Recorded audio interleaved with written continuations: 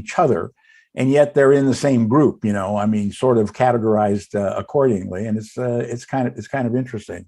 Well, it is interesting to me because I started this club at the behest of my staff because customers would call and say, I only want lighter style wines, sweeter wines. And so I said, no, we're going to do biodynamic and organic because that's the hot trend. And immediately the sweet wine club out eclipsed the biodynamic club because the reality of the biodynamic movement is really it's not that prevalent to the general wine consumer and they don't really care. So in this case, I was proven wrong once again, which seems to be the order of the day. Don't let it go to your head. So I just had this amazing conversation with some younger marketeers on my staff here, and once again, the old man is living in the past. So I'm happy to hand the reins off to understand this, and maybe Dan can help a little bit too with this, and that is, consumerism has changed radically post-pandemic. It changed radically during the pandemic, and we had an amazing spike in sales. Almost everybody on the internet did, including retail. Like little liquor stores in the corner here in Southern California were killing it, and now things have settled back down to 2019, maybe even before that. And now everybody's trying to figure out where these people are. And I think they're trying to figure that out too. I mean, people bash sweet wines or wines that have residual sugar, and then after the conversation, they have a Diet Coke. I mean, that doesn't make any sense to me. let's talk about the RS for a second. Um, Germany, you can add sugar. You can add. I don't know about Asti. Can you add sugar in Asti? I don't think so. Okay, maybe Dan knows. Um, California, you cannot add sugar per se. You can add grape sugar to. Now, but you can add concentrate, which is Yeah, the same thing. you can add concentrate as long as it's made from grapes. And what's concentrate? But just reduced sugar. Sugar, yeah, Sugar. that's exactly what it is. So let's just taste this Mosel for a second. And what's like, you remember when the first blue bottle came out, like in 1979? Yeah, that was Blue Nun, I think. No, it was way before that. No, we were. I remember taking the Blue Nun commercials and putting them on tape for your dad's on hold at the wine shop, and they would play those Blue Nun commercials by Stiller and Mira, which were hilarious. Stiller and Mira, that's right. Ben Stiller's dad That's right, and Mom. and mom. So this Mosel is not a sophisticated designation for Riesling, Mm-mm. but I thought the pedigree of the character was phenomenal. It's The still structure was great. it's still Riesling, It's still Riesling. and in spite of what Dan Berger says about Riesling, I like it. The only time I bitch at him is when he writes about Riesling, because the last thing I want is for other people to really get to appreciate it, and then the prices will go up even more. So I always find the German wines, there some are very expensive and some are very sophisticated and very noble, as you call it. But this one, very reasonable at $16, Right. and the structure of it's fantastic. The acid structure is perfect. It's got just enough RS to give you a little tickle in the tongue, and that's it. No, it's got 8.5% alcohol. Don't forget that. Oh, well, it's down there, yeah. And Dan and I know about some wines whose alcohol level is double that. I don't drink those, Ed. Neither do I, but we know of them. More. Yes. Not giving any less. But The each ice of the cube is color, my friend. the palate's, soft, and you have peach and guava as notes here. Smooth apple, totally by that. Mhm. Zesty citrus is a great way to put the finish because of the acid content. And you have pairing it with seafood, fowl, and vegetarian. Why not Chinese? That's a very good question, and we should put that in. I've started doing that now, as a matter of fact, with the Chinese and Mexican food, Asian and Mexican food. I mean, Chinese is just Chinese, but Asian takes in Thai, it takes in Japan, it takes in the Philippines, sort of, and those cuisines would work great with this. I mean, Li Pu Yi, who? Burkhard van der Voort. Oh God, Berkut Vandervoort. Dan, do you remember that? Sure. They used to import a nice rosé about 40 years ago. Yeah, so that was Henry van der Voort's solution to wines that go with Chinese food, and it was mostly Riesling and a little bit of Gewürztraminer. But I think this is, I think this is the kind of wine that we can serve a novice who wants to come into the wine trade and wants to learn about wine. And one of the conversations I was having today with my millennial, actually post-millennial marketeers today was this very subject, that approaching wine is, as we always talk about, is intimidating, and we want to take the intimidation out of it. I think that's the stupidest thing I've ever heard. I think wine is a fascinating subject. We should embrace the idea of learning. If we want to have knowledge about it, it'll never end. If you want to continue, if you want to try to study Burgundy, go ahead and do it. If you just want to learn what's in this particular bottle of Mosel Riesling, great, that's great too. And so we were trying to understand the conversation around this generation. How do you bring them to a glass of wine? What is it? They're drinking this White Claw with this horrible flavors that are phony, and it's a little spritzy. I don't know why a wine like this can't be presented to them, saying, "Look how fascinating this is," and it's actually a relatively natural product, sort of, quote unquote. Well, look at wine spritzers. What happened to them? The Bartles and James, and they were a big deal for a while, and then they were a fad, and then they went away.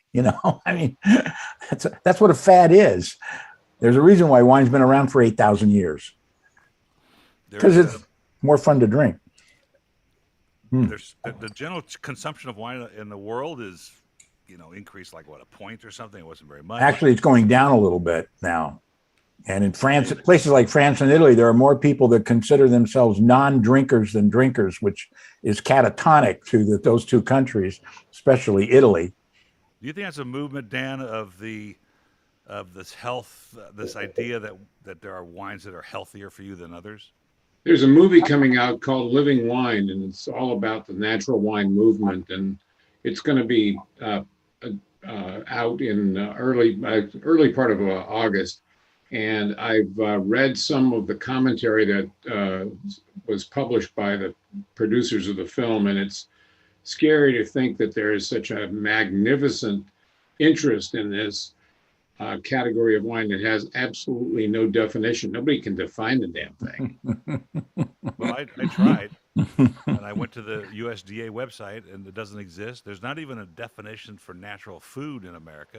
No. The word natural is whatever chemical is popular.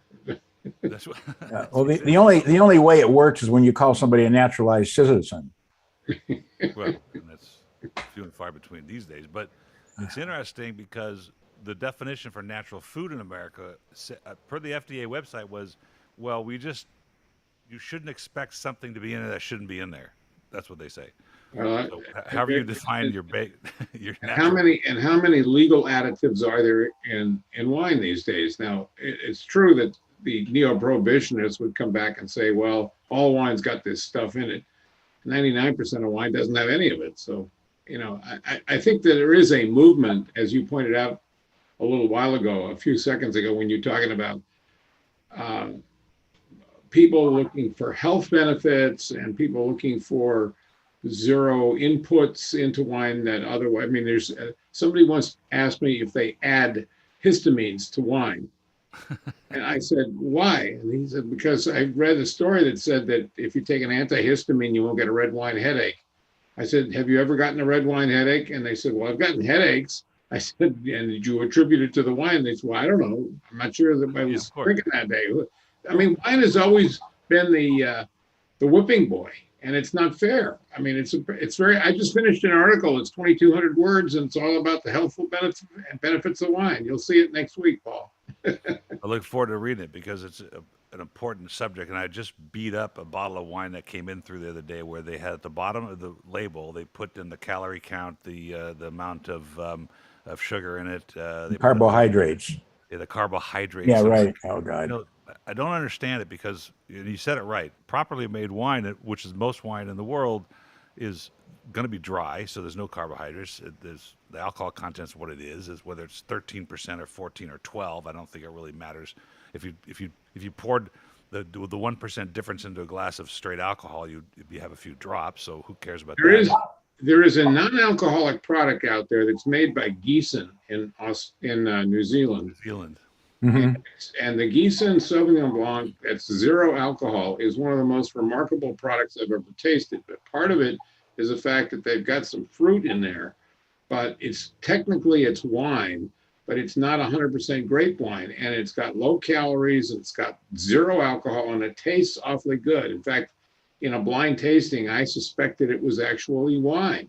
And then somebody said it's not wine, and I said, well, no wonder it doesn't taste exactly like wine. But for $10 a bottle or $11 a bottle, it's really, really reputable product, and you can't get it anymore because now as soon as any shipments come in here, it's all snapped up by these health nuts. I haven't seen geese in quite a while. No, neither have I.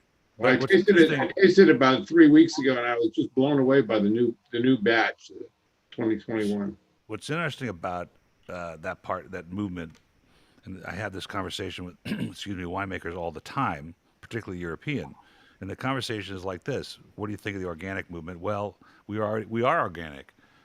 What do you mean? Well, I don't want my kids crawling around the vineyard with pesticides and herbicides and insecticides. Mm-hmm. So I minimize as much as I can because I grew up in that vineyard and my kids are growing up in that vineyard, and I want to be as natural as possible because it's just a better way to farm, in most cases, rather than it being an objective to get a certification so you put it on the label so you can sell more.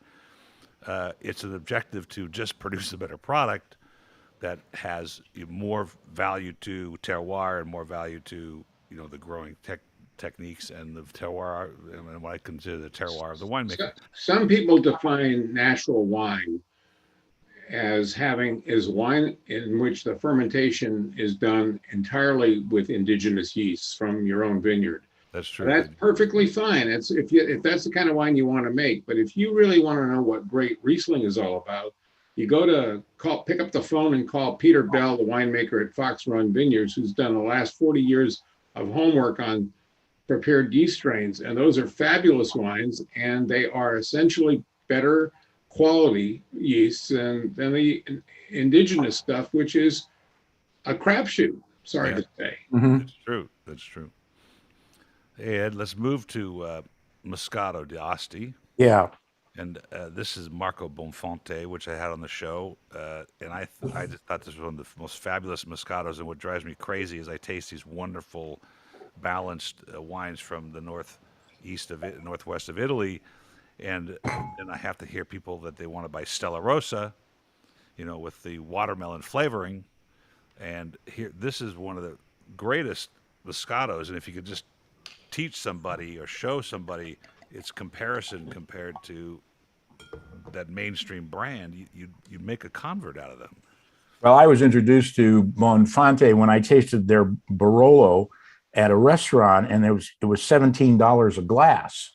And I went, $17 a glass for Barolo? That's crazy. And this wine was out of this world. So I called them, and they had some for sale, and the regular retail price was $25.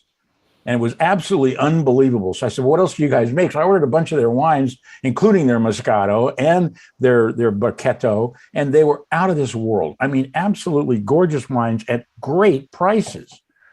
I mean, $16 is a great bottle. I'm finding now, after the pursuit of understanding Burgundy is still continuing, but the more I learn, the more complicated I think it is. But Piemonte's pretty complicated too.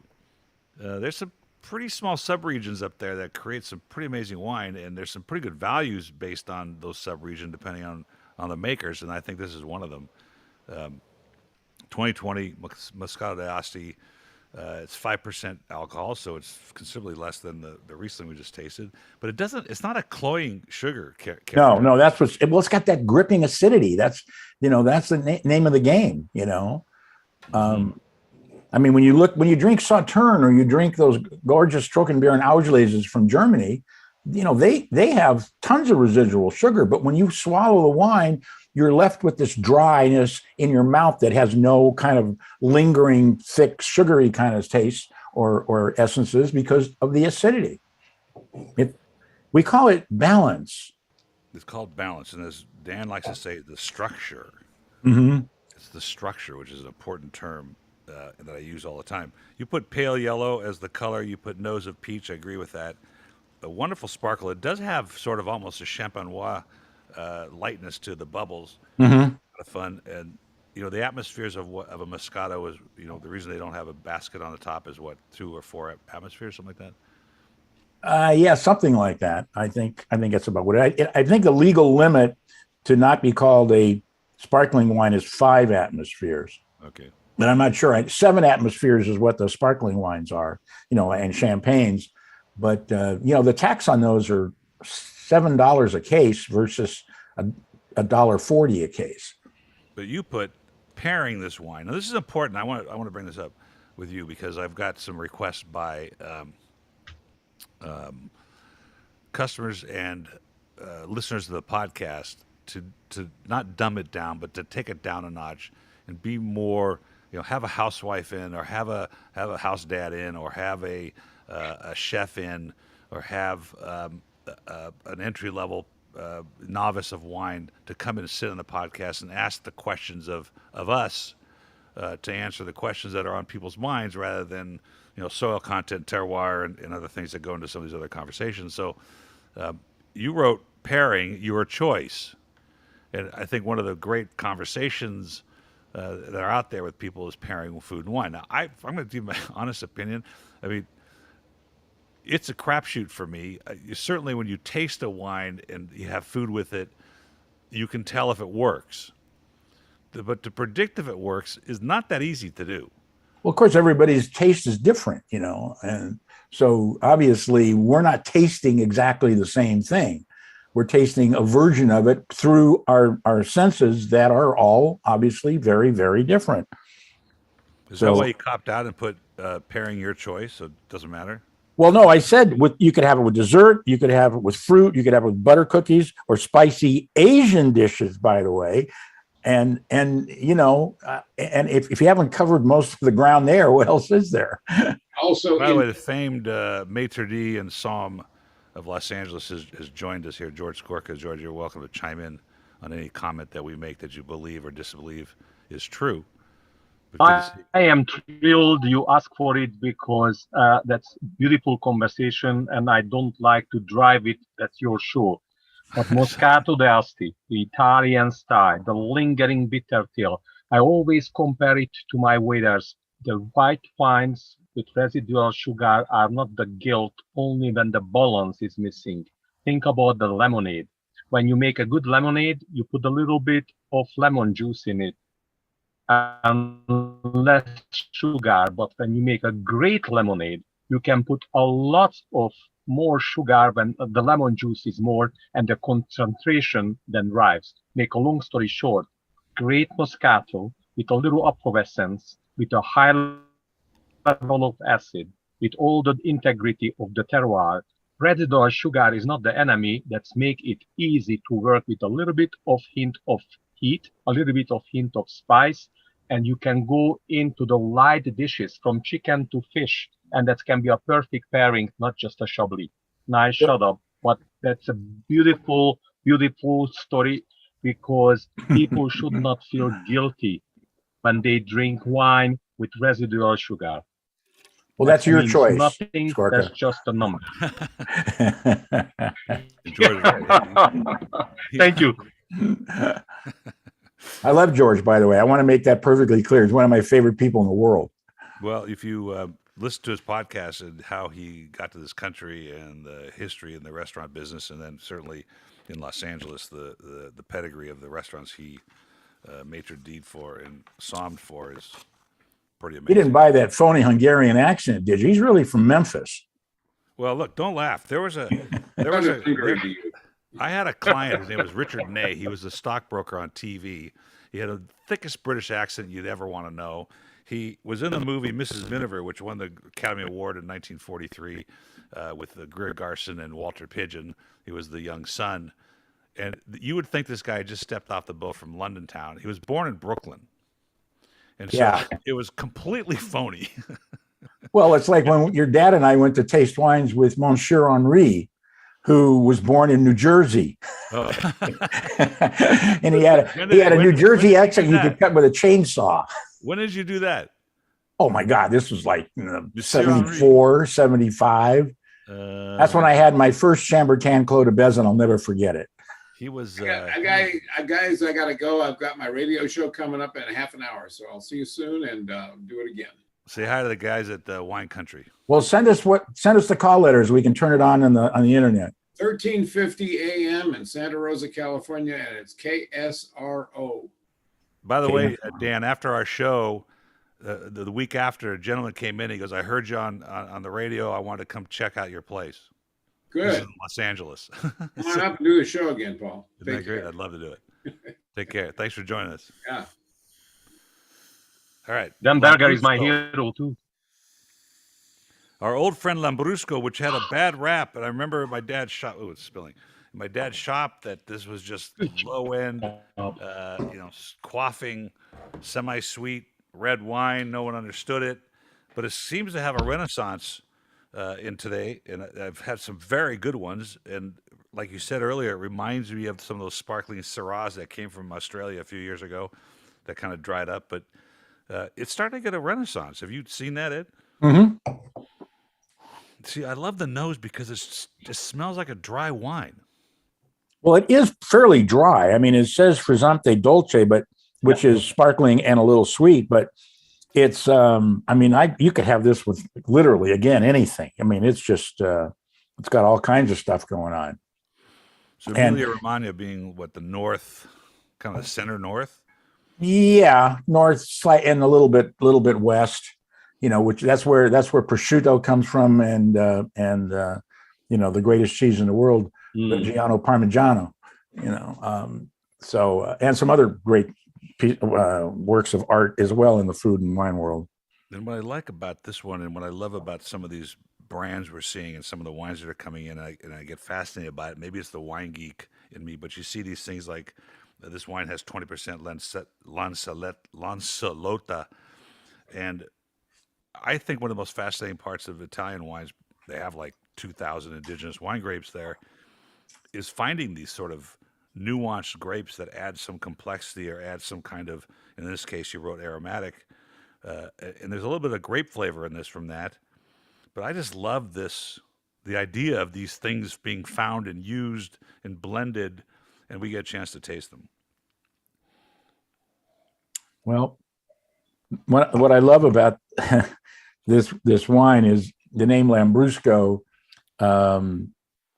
takes its name from salami, because the grapes are slightly elongated, and the Italians said, "Oh, that looks like a salami. That's what we'll call it." Oh, come on! I'm serious. I was as crazy to learn that as anybody else was. My legs are long enough already. Yeah. Well, anyway, it's. But that's what the Italians do, I mean, the Italians can name their grape after the grape, the the area, or their daughter. So this is from 1927, the winery. I've noticed, I've been seeing lately, and I've had two Austrian wine makers in last week, Frank Lenz and Dieter Hubert. And a lot of these wineries, particularly some of these Piemonte things and things from north of Italy, I'm finding they're kind of young in the world of wine. They're not really that old, established winery from the turn of the century or even before that. There seems to be a lot of entry into the wine business from younger families buying properties, making wines, perfecting wines.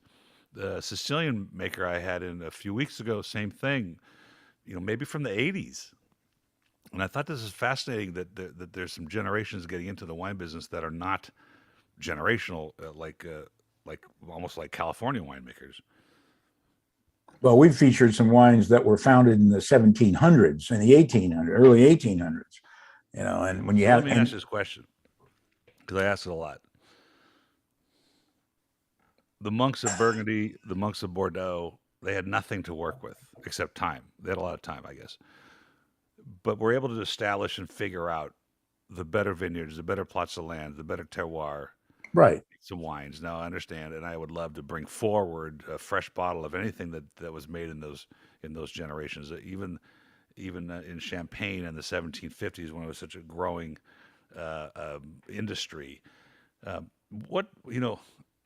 How do they figure this out? How do they understand what was going on below the ground, and how are they was it just work in the soil? I mean, do you even have an idea what you think this would They be? didn't, I don't think they really understood. Let's face it, up until Louis Pasteur in the middle of the 19th century, they didn't even know what fermentation was. They didn't even know how it happened. As far as they were concerned, the wine was a gift from God. They just threw the grapes on together and crushed them, and then all of a sudden this juice came out, and it was really good. Eventually, I mean, the problem is that they didn't know what they were doing, and so I can't buy that. There has to be something. There has to be conversation. And Burgundy being as unique as it is with these 2-hectare vineyards that are radically but they different still than the didn't know how it worked. They didn't know how it worked at all. They just know that the grapes from this area tasted better than the grapes from this area. And that's all they knew. They could, because they just tasted it and it tasted better. How do they know when they were ripe? Well, it's not a matter of right and wrong. It's a matter of what your opinion is, and when the world follows that opinion, especially with wines of Bordeaux and Burgundy, then obviously there's something to it. You know what's fun about this? Not to change the subject. I think yeah, George. You both right. And one thing what we know, the appellation, like in Romane County, has 4 great vineyards, but only one terroir can add full cluster grapes. Only all the terroirs should not add yeast because the native is developed into the highest level of development. So before science became very easy, people know from grandfather and grandmother what would be the great lamb. And you two giving so much deep information to people who listen, you're basically the warrior of dignity of mankind, because we have trends and you don't go against trends. You just dig out something what before a scientific book came out, Pasteur and the others, they already know what to do with certain lands without the scientific report. And that I really enjoy your conversation. I even learned from it. Thank you, gentlemen. Well, thanks, George. It is one of the highlights of the Tuesday when George brings his couple of cases. So it always pads my tasting count every Tuesday because George, I can rely on him to bring 24 bottles or so to taste. But we peel back a lot of good stuff and we criticize some good stuff and some bad stuff, and we tend to understand each other that way. It's always fun to do, George. I appreciate it. Even with Hugo, the dog is, part of the act. So, all right, let's get to the Bracchetto da Qui and Garantita, Italy, which I forgot to look up exactly where that is. Oh, it's in Asti. It's in Piedmont. Yeah. So Bracchetto. Yeah. Now here's the thing, right? We just had a Lambrusco, which is a little further east. There's so many grapes grown in the Piemonte area, and now we have Bracchetto in a little sub-region of the Langhe, probably the Asti. Asti, yeah. Bracchetto da Qui is in Asti, right alongside where Moscato is made, Moscato di Asti. And look at this color. Is that a result of its grape thickness, the skin thickness? Yeah, the skin isn't that thick, so it's going to be pretty light. And it's, again, I think it's 5% alcohol. I don't like to comment on these wines because I'm such a fan. I will sound a little too jaundiced, but I absolutely love this wine. I think Bracchetto is one of the most delicious wines there is. And the fact is, everybody I serve it to agrees. Every person I've ever served this wine to goes, "Oh, this is delicious."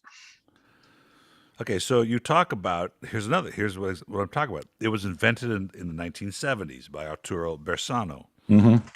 I mean, in the world of wine, 1970 is, an infant. So well, that's true. Now the grape had been grown there for decades, probably centuries. But they were trying to make a still wine out of it, and it didn't work very well. And then somebody came up with the idea, hey, why don't we do the same thing that we do with Moscato di Asti? Keep some residual sugar in it, keep the alcohols down, stop fermentation, sooner. And this is what happened. When I port to people, I say, think of it as a light port, because it has a lot of the port flavors in it, but it doesn't have, 18, 19, 20% alcohol. That's a pretty interesting comment. Light port. my son-in-law, one of my most recent son-in-law, let's put it that way, has become not only a brown liquor fan, but he's become quite a wine fan. And he came in the other day, and they bought my daughter. Well, I couldn't charge him, of course, but they took a bottle of Tawny Port in a 10-year-old Tawny, and they took it home and they compared them, and they sent me a little report, and I was so enthused that they've taken to this idea of understanding, testing, tasting, having a conversation about it, which is what we want people to do, is sit down and have the same conversation that we're having right now, which is, yeah, I tasted some interesting port-like character in this, and granted, it's only 6% alcohol, but for an aperitif or even after dinner, watching the sun go down on a veranda as soon as you get one. You have a veranda, Ed? I don't even know what a veranda is. So you get a chance to taste this and enjoy it with a slight chill. And I love the color, which is this cranberry. Oh, it's gorgeous wine. Cranberry color. Would you consider adopting me then? What, do you like brown liquor? Well, I just want to be able to go through your cellar and pick stuff up and not have you charge me. Yeah, well, like you get charged. That would be worth putting up with you. The employee prices around here are pretty good, Ed. I'm not arguing. So what do you know what the current marketability of Brachetto de Qui? I mean, I'm fortunate that when I put a wine into the club, and this is a sweet club that we have this in, that it's going to sell because it's already sold basically when I buy it. But I went into, well, let's talk about this for a second. I went into a wine shop in New York. I was there 2 weeks ago, and I didn't recognize many of the brands. And I went up to the Italian section. I was looking for a Ripasso, and I was 1 for 2 on the wines I bought. Bought a Ripasso, which I didn't recognize the brand, but the Veneto, and it's it's the way the Ripassos are made. I thought it should be pretty good. The price. I didn't see any Bracchettos at this place. I looked actually to see what else they were selling from that part from up north in Italy. So, are you aware of the marketability, or have you seen it around? What have you witnessed? I've seen it around probably more recently than ever before. I think, and it's pretty interesting. I've gotten several phone calls from friends of mine who had it at a restaurant, most likely an Italian restaurant, and went nuts. And they said, well, what is this stuff? This stuff's delicious. And one guy couldn't even pronounce it. He says, it starts with a B and it's a dessert one. I said, that's Brachetto. He says, yeah, that's the stuff. And pardon? The restaurant would do well to pour 1.5 ounces or 2 ounces on the house. They're not expensive. This one's absolutely. No, I totally agree with you. Give people a little charge and a thrill, and expose them to something they just wouldn't ever try on their own. And Brachetto is certainly one of those wines. There's a new Italian place, I don't know if I told you about it, in Manhattan Beach called Nando. And you must go. If I'm going, I'll let you know. Where is it? It's on Manhattan Avenue, just north of Manhattan Beach Boulevard. Mm-hmm. They had a restaurant in Champaign, Illinois. They still do. It's a brother combination. The one brother's a chef, one brother's the maitre d'. I was so inspired. And the reason I brought it up is that they do pour, and I just realized this talking to you, a small glass of Brachetto at the end of the meal. There you go. But I was so inspired by the meal the second time I went, because both were great. I went into the kitchen, and the guy, everybody in the kitchen looks up like, what's this guy doing in here? And I looked at the chef. I said, this is one of the most inspiring meals I ever had. Your passion is clearly obvious when it comes to making food. And the guy almost couldn't believe it, right? And I walked out. And so I'm going to put them on the show, but you must go check it out. So you put on this for pairing and cookies. Ooh. What kind of cookies? Almond cookies, sugar cookies, chocolate chip cookies, bread cookies, coconut, fruit for sure.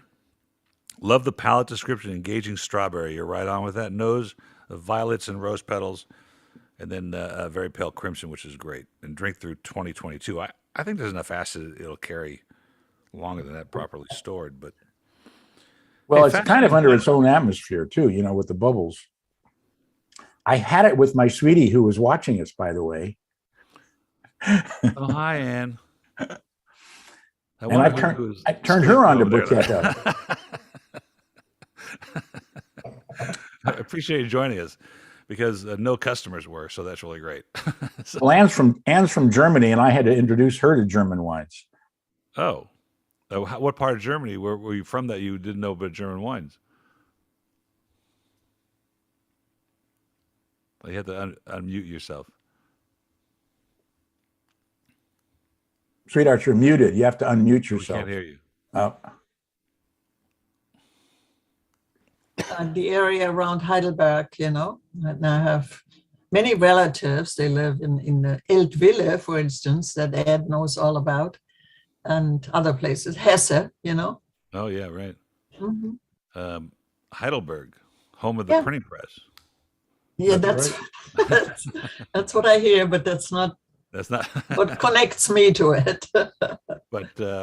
But certainly Riesling was in your repertoire growing up. Oh yeah, and I grew up in a small town called Wine Garden, Right. and they have their own white wine. Ed, can we bring some of that in? I have well, she's going in next week, so maybe she'll do the research work for us. Because maybe that's I the can fun bring stuff. some back. Particularly some kind of indigenous German wine would be fabulous. Yeah, then you can write it off as a exploratory mission to gather information. Uh-huh. But And well, every year we'd have a wine queen and a wine festival. Yeah. How about a wine curmudgeon? well, the Germans are famous for coming up with all kinds of hybrids because for the longest time they had a real problem getting grapes to ripen. So they would do these crosses between two grapes that could withstand, being picked earlier and still have some flavor because they have a very short growing season because of the latitude of where they are. They're the highest latitude of any wine making area except Champagne. Except they're having a year of drought. Terrible. Hot. Oh, yeah, things and have no really rain. things have really gotten bad over And I there. wonder how, climate change, it's funny. I've had Austrian winemakers talk about climate change. I've had Burgundians are really suffering from it. Bordeaux starting to feel it. California, not so much. But I wonder how the great German areas of viticulture are being affected. A lot. They're getting. What's it going to do? It's going to produce riper Riesling because That's right, and you're going to have higher alcohols. Which is one of the beauties of German wine is the alcohols are low, and what are they going to do? I mean, they can't stop it. No, they can't. And but the flip side of that, there's parts of Burgundy that are now growing much better grapes than they did 10 years ago or 15 years ago. And there's parts of the world like Dorset, England, that's making world-class sparkling wine that couldn't even grow a grape not too long ago. Well, yeah, but as it gets warmer and warmer and warmer, that creates more and more problems. They reach a point that it's perfect, but then as it gets warmer, then all of a sudden it's not so perfect. And the Bordelais are finding that out right now. They're in big trouble because it's getting so warm that everything's getting too ripe, and they're getting 15% alcohols and 14% alcohols on their Bordeaux, and they don't want that. So they were testing 3 or 4 grapes, Touriga Nacional being one of them. I know. Can you imagine? I don't know about that. I mean, I love Touriga Nacional. Don't get me wrong. That to me is one of the greatest grapes in the world. But the fact is, Bordeaux is Bordeaux. They've been doing something for about 400 years, and it's other than changing, 1,000 years. Well, whatever. I mean, it's been doing it a long. I mean, they've had that formula for probably 300 or 400 years. Can you imagine? Yeah, this is Lafite Rothschild. We've got 20% Touriga Nacional and 30% Syrah, and yeah, right. Well, that's the show, folks. Yeah, we even went long today. We were just shooting the breeze here, but Ed, I appreciate the time. Always pleasure. And the rest of the gang, and pleasure to meet you. Hope we get to meet one day. Maybe we'll go to Nando together. Absolutely. Some amazing Italian food. George, see you soon, huh? And Chris, good to see you again. Always a pleasure, Chris. It was my great pleasure to be here. And here is something when the residual sugar wines can be perfect, and you remember that. Remember restaurant Alex, when the bills were handwritten and the class was existing. Yeah. When they brought the bill, we always had a little bit of residual sugar wine. What was that? A port, tawny or ruby port, or the same wines from Italy? They served a little bit to ease your pain at the end to pay the bill. One of my favorite restaurants in San Francisco did it, and I stolen the ideas and I did it on my own restaurant when I run Bel Air Hotel and others, because that was a great token. The price is not high. A little glass of gift comes with the final bill. That's always made people smile. We need to bring that back, George. I'm done. We need you back on the floor. But Alex, I like to be a little boy. Your knowledge, gentlemen, is so impressive. And again, don't forget, you teach people to remain, understand the history and dignity. And it's a beautiful journey what you do to people. Thanks, George. Thanks, George. Always a pleasure. You realize, guys, he's not just wearing no shirt. He's probably completely naked. I can stand up and then show you I'm wrong. Look. Thank you. No. Hey, in the booth, turn this thing off, will you? And on that note, which I think was Cheers. a B. Thank you for inviting me. By Au the way. revoir. Yes.